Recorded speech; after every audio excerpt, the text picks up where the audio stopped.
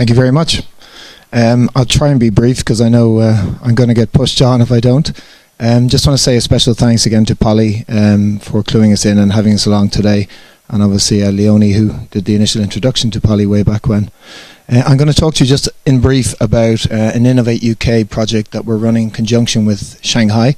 It's all about air quality, and it's looking to use green infrastructure assets to reduce air pollution in cities. Just obviously because we're doing this, I get to talk a little bit about us. I'm just going to talk in summary. So we started off in sustainability, really looking at retrofit energy projects, large-scale energy projects, making sure we could improve compliance and make sure these things happened on time and to specification. And so that was kind of relevant at the moment with different things that are obviously happening in the industry. We have a special focus on passive homes and now modular build as well.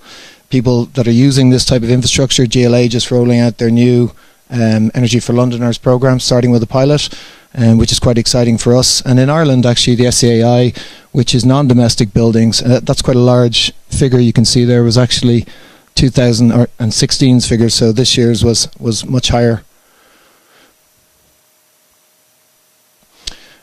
What we're really going to talk about just in brief today, and part of our project, is using a solution that we developed in conjunction with Camden Council, and it was to visualize 3D buildings, the things contained in them, and the problems that you're having either in the buildings or in the environment that link to those buildings, and obviously for the greater good of residents, which it was all about.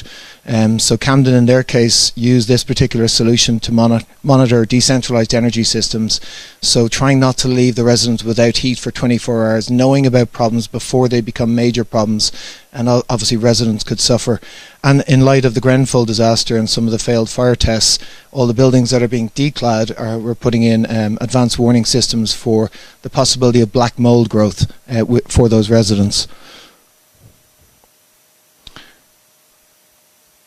Just some of the other things quickly that we do. When people want to get connected, IoT and sensors and so on, if they don't have a way to do it, we put in the whole infrastructure, we get the sensors, and depending on what they want to do, you can see there's lots of different types of these sensors out there, but it really depends on the problems that you're having, and then focus on those problems and use the tool to solve those issues. Just quickly, Innovate UK got together with Shanghai, Science and Technology Commission in Shanghai. We partnered with Leeds Beckett, Hull University, and our counterparts, obviously Geelong Group and the East China Normal University. It sounds like a made-up university, but it's a real one. And coming together to try and alleviate some of the problems that are happening in urban environments for air pollution. So if I just... Sorry, folks, 2 seconds. Okay, so what we're trying to do is capture all the data that's relevant. The big thing for us today, though, is to work with councils, because it's down to a local area. What are the big problems that you're experiencing in air quality? What has your journey been so far?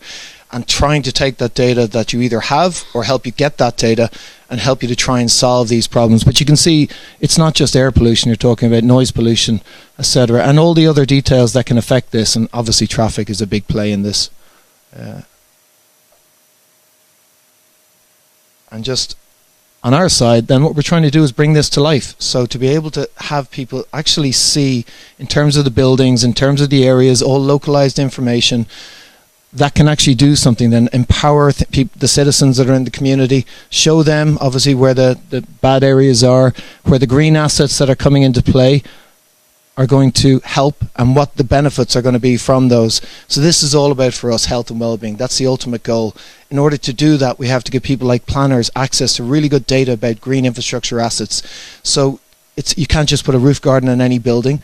Every green infrastructure asset is different depending on the location, and that's our job, to work out the buildings, the local area, the local problems, and the right green infrastructure assets, test those out between all the people that we're trying to get involved in this, and the cohorts in Shanghai as well. Test it out, look at the results, see what the best ones are, and be able to give that information in a very powerful and visual way to planners and developers that want to build, and show what the results can be from adding those green infrastructure assets to those local areas. And obviously we're looking for positive impact and most bang for buck out of this as well. And maybe just on that note, just lastly, finish up This is what we're looking for. We're looking for anybody that's already started their journey or wants to start the journey, that wants to partner. There's obviously some funding already available around this for us, so we can take people in, we can take some data. If you don't have that available, we can help you get there, and we're already doing that with people like Camden as well. So it's a great opportunity, and the UK government are obviously paying for this as well, so we'd love you guys to be part of the journey. Thank you very much.